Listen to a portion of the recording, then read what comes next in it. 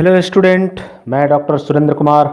आज हम लोग MPS E7 जिसके अंतर्गत भारत में सामाजिक आंदोलन और राजनीति पढ़नी है, इस टॉपिक पर हम लोग चर्चा करेंगे। और इसके अंतर्गत परीक्षा में कौन कौन से प्रश्न पूछे जाएंगे जो आप लोगों को फरवरी 2021 में एग्जामिनेशन देना है, मैं आप लोगों को बता दूं। इस टॉपिक से संबंधित कौन कौन से अति महत्वपूर्ण प्रश्न बनते हैं, मैं उस पर आज चर्चा करूंगा।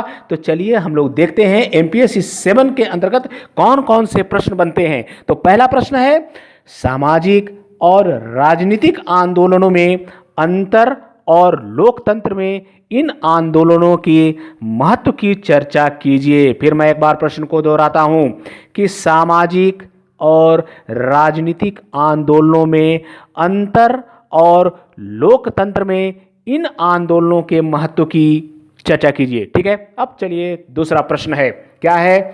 सामाजिक आंदोलनों के बारे में, सामाजिक आंदोलनों के बारे में मार्क्सवादी दृष्टिकोणों का आलोचनात्मक मूल्यांकन कीजिए। फिर मैं एक बार कहता हूं कि सामाजिक आंदोलनों के बारे में मार्क्सवादी दृष्टिकोण का आलोचनात्मक मूल्यांकन कीजिए। नेक्स्ट जो प्रश्न है, सामाजिक आंदोलनों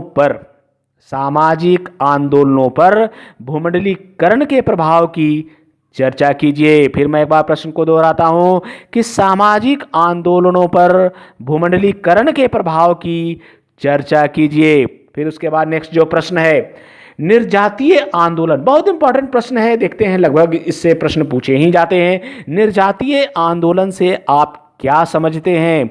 पूर्वोत्तर भारत से कुछ उदाहरणों के साथ व्याख्या कीजिए। फिर मैं एक बार कहता हूं कि निर्जातीय आंदोलन से आप क्या समझते हैं? पूर्वोत्तर भारत से कुछ उदाहरणों के साथ व्याख्या कीजिए। फिर उसके बाद नेक्स्ट जो प्रश्न है, क्षेत्रीय आंदोलनों के प्रति राज्य की प्रतिक्रिया पर एक निबंध लिखे। फिर मैं एक बार प्रश्न को दोहराता हूं कि क्षेत्रीय आंदोलनों के प्रति राज्य की प्रतिक्रिया पर एक निबंध लिखे। फिर उसके बाद नेक्स्ट जो प्रश्न है उसको मैं आपको बताता हूं, पिछड़े वर्गों ने चुनावी राजनीति को कैसे प्रभावित किया है? फिर मैं एक बार प्रश्न को दोहराता हूं कि पिछड़े वर्गों ने चुनावी राजनीति को कैसे प्रभावित किया है। फिर उसके बाद नेक्स्ट जो प्रश्न है, सामाजिक आंदोलनों में महिलाएं क्या भूमिका निभाती है?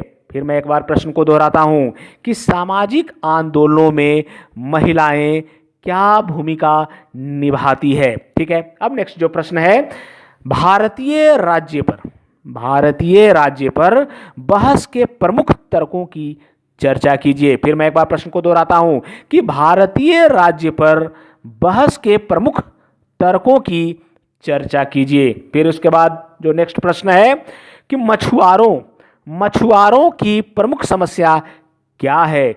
चर्चा कीजिए। मछुआरों की प्रमुख समस्या क्या है? चर्चा कीजिए। फिर उसके बाद जो नेक्स्ट प्रश्न है कि स्वतंत्रोत्तर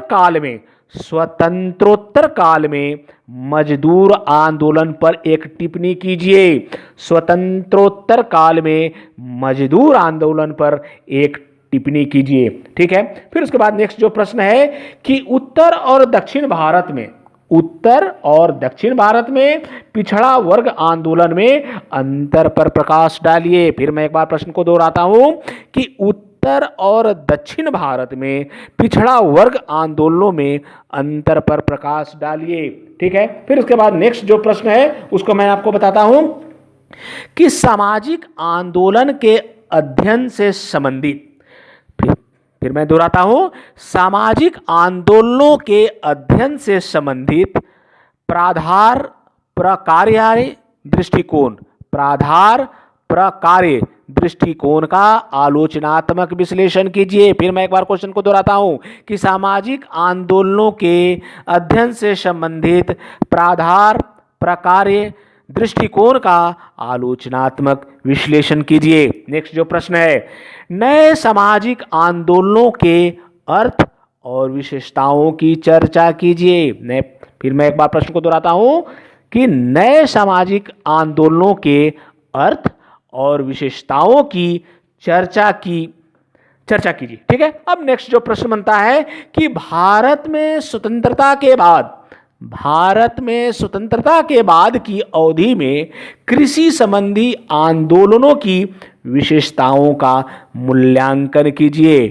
क्या है प्रश्न, फिर मैं एक बार दोहराता हूं कि भारत में स्वतंत्रता के बाद की अवधि में कृषि संबंधी आंदोलनों की विशेषताओं का मूल्यांकन कीजिए। ठीक है, एंड लास्ट जो प्रश्न है, राज्य, बाजार और सामाजिक आंदोलनों के बीच संबंधों की चर्चा कीजिए। फिर मैं एक बार प्रश्न को दोहराता हूं, राज्य, बाजार और सामाजिक आंदोलनों के बीच संबंधों की चर्चा कीजिए। लगभग मैं 15 प्रश्न दिया हूं और आप अगर इसको पढ़ लेते हैं एमपीएससी 7 के तहत जो मैंने अति महत्वपूर्ण प्रश्न को बताया है, तो मुझे लगता है कि आपका परीक्षा में इससे जरूर प्रश्न आएंगे।